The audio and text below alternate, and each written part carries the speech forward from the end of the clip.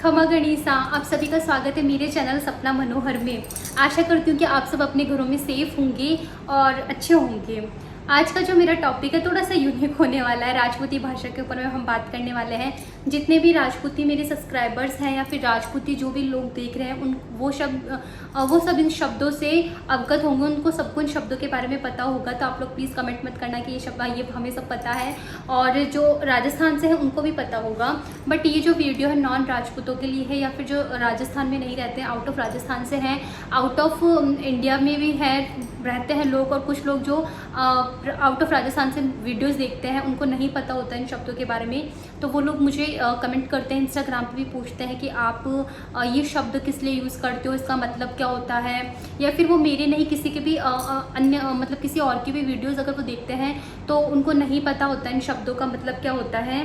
तो हम कुछ कॉमन से शब्दों के बारे में आज बात करने वाले हैं राजपूतों में। अगर आपको ये वीडियो अच्छा लगेगा ना तो आप मुझे प्लीज़ कमेंट करके बताना, मैं इसके और पार्ट बनाने का ट्राई करूँगी, आप लोगों के साथ शेयर करूँगी अगर आपको ये वीडियो अच्छा लगता है तो हम कुछ कॉमन से शब्दों के बारे में बात करते हैं। पहला हमारा जो शब्द होता है वो यही है, खम्बागणी। आपने देखा होगा कि मेरे जो भी राजपूती कल्चर पे बेस्ड वीडियोस होते हैं उनकी जब स्टार्टिंग होती है तो मैं हमेशा करती हूँ खम्बागणी सा। खम्बागणी जो शब्द होता है वो एक ग्रीट करने का तरीका होता है। जैसे नॉन राजपूतों में या फिर जो अदर जगह होती है वहाँ जब हम किसी से मिलते हैं या किसी को बोलते हैं नमस्ते करना, और नमस्ते जब हम करते हैं, नमस्ते पैर छूते हैं यानी कि धोख देते हैं, हाय हेलो जो आजकल का फैशन हो गया है वो। तो राजपूतों में इस तरीके को, इस ग्रीट करने का तरीके को बोलते हैं खम्बागणी। मतलब वो जब राजपूतों में जब हम किसी से मिलते हैं तो बोलते हैं खम्बागणी सा। और अगला जो दूसरा हमें इंसान होता है वो हमें रिस्पॉन्स करता है घनी खम्मा। तो जब मैं आपको बोल रही हूँ खम्बागणी तो आप मुझे बोलोगे घनी खम्मा। तो ये तरीका होता है राजपूतों में ग्रीट करने का। जो भी नमस्ते वगैरह होते हैं उसको राजपूतों में होता है खम्बागणी करना, और अगला हमें बोलता है घनी खम्मा। और उसके बाद में दूसरा हमारे पास शब्द है पधारो, वेलकम। वेलकम करने को राजपूतों में बोलते हैं पधारो। जैसे कि हमारे घर पे कोई आता है तो हम उसको बोलेंगे पधारिए, पधारो। और आपने देखा होगा कि राजपूतों में काफ़ी विमेंस को देखा होगा, जब हम लोग कहीं मिलते हैं किसी फंक्शन में, किसी शादी में, किसी फेस्टिवल पे, तो हम बोलते हैं घरा पधार जो। मारवाड़ी में बोलते हैं घरा पधार जो, घरा पधारो।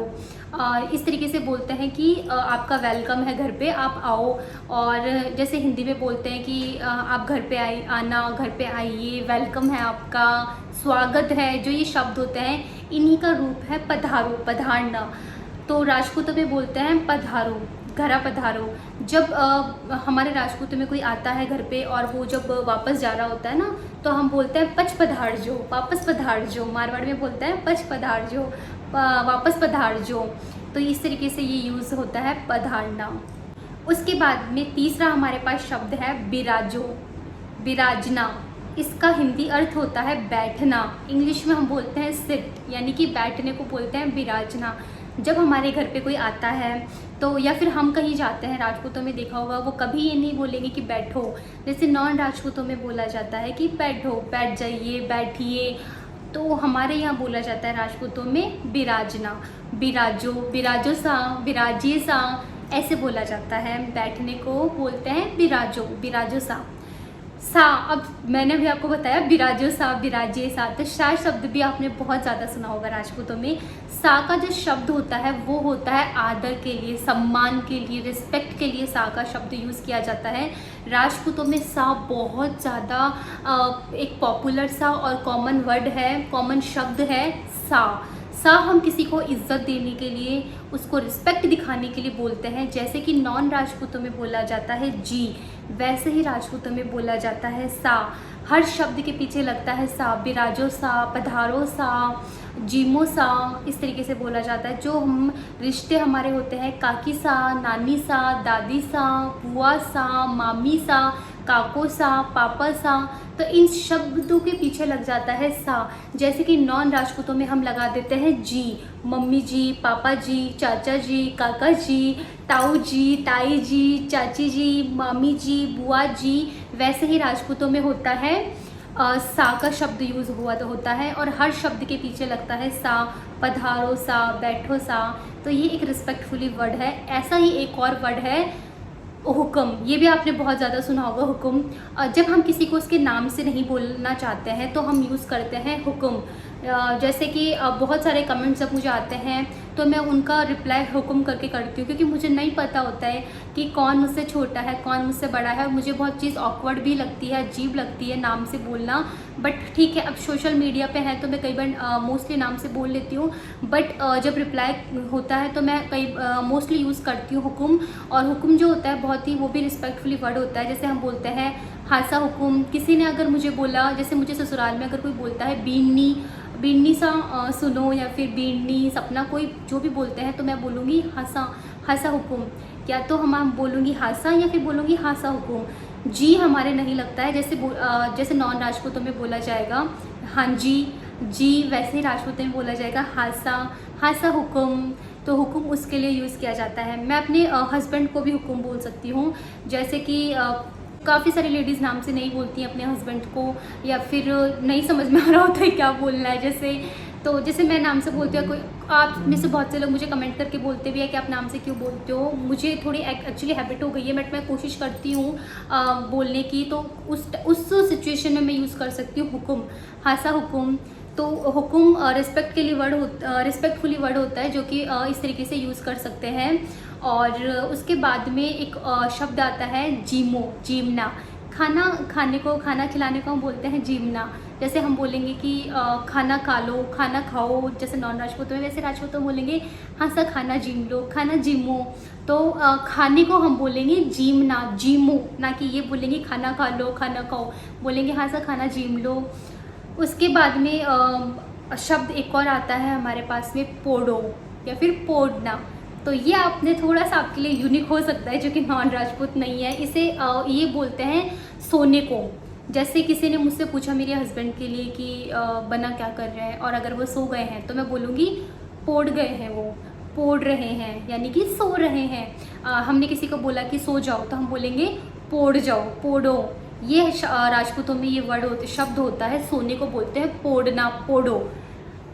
और नॉन राजपूतों में बोला जाता है सो जाओ या फिर सोना। के बाद में एक और शब्द आता है उवाड़ना लू, यानी कि नज़र उतार लूँ, उवाड़ना लू, नज़र उतार लूँ। ये भी राजपूती में शब्द है, कि नज़र उतारने को बोलते हैं उवाड़ना लू। बाद में एक और शब्द मेरे पास है, शब्द तो क्या लाइन ही हो गई ये, और ये राजपूतों में नहीं, सभी मारवाड़ी जगह पे ये यूज़ किया जाता है। और मेरे हिसाब से शायद नॉन राजपूतों में भी यही यूज़ किया जाता है। सिद्ध जा रहे हो, वेयर आर यू गोइंग, कहाँ जा रहे हो, कहाँ जा रहे हो, जाने को कहाँ जा रहे हो। तो हम कभी ये नहीं बोलते किसी से, अगर हमें पूछना होता है कहाँ जा रहे हो तो हम पूछेंगे सिद्ध जा रहे हो। कभी ये नहीं पूछना किसी से कि आप कहाँ जा रहे हो या फिर कहाँ जाके आए हो, सिद्ध जाकर आए हो। हिंदी में बोलेंगे सिद्ध जा रहे हो, सिद्ध जा रहे हो, सिद्ध जाके आए हो। या फिर मारवाड़ी में बोलेंगे सिद्ध जा रहे हो, सिद्ध जा रहे हो, सीधा जा रहे हो, सिद्ध जा रहे हो। तो ये बोलते हैं नॉन राजपूतों में। उसके बाद में एक और शब्द की हम बात करें तो वो है ठिकाना। जी हाँ, ठिकाना हम बोलते हैं होम टाउन को। जैसे हमने किसी से पूछना है थे कट्ठा का हो, थे कट्ठा का हो, मारवाड़ी में बोलेंगे थे कट्ठा का हो, थे कटका हो। तो उसमें हम बोलते हैं कि था को ठिकानों का ही है। होम टाउन जो पूछना होता है ना, अगर हम हिंदी में पूछेंगे आप कहाँ से हो, आपका होम टाउन कहाँ है, आप कहाँ से बिलोंग करते हो। आपका मान लो जैसे मैं मैं जैसे जयपुर में रह रही हूँ, और लेकिन मेरा जो ठिकाना है वो है बहरोड, अलवर के पास में है बहरोड। तो उसे बोलते हैं ठिकाना। आपका ठिकाना कहाँ का है, आपका ठिकाना कौन सा है, था को ठिकानों कौन सो है, थे कटा हो। इसको बोलते हैं हम लोग होम टाउन को बोलते हैं, जहाँ से हम लोग बेसिकली बिलोंग करते हैं, उसे हम बोलते हैं ठिकाना। उसके बाद में एक और शब्द आता है हमारे पास में, दूसराओं परोसना। जब हम खाना खाते हैं, खाना खिलाते हैं, तो हम एक बार सर्व करके दे देते हैं। उसके बाद में जब हम लोग दोबारा सर्व करते हैं, लाइक जैसे चपाती सब्जियां वगैरह जो भी होता है, हम दोबारा सर्व करते हैं।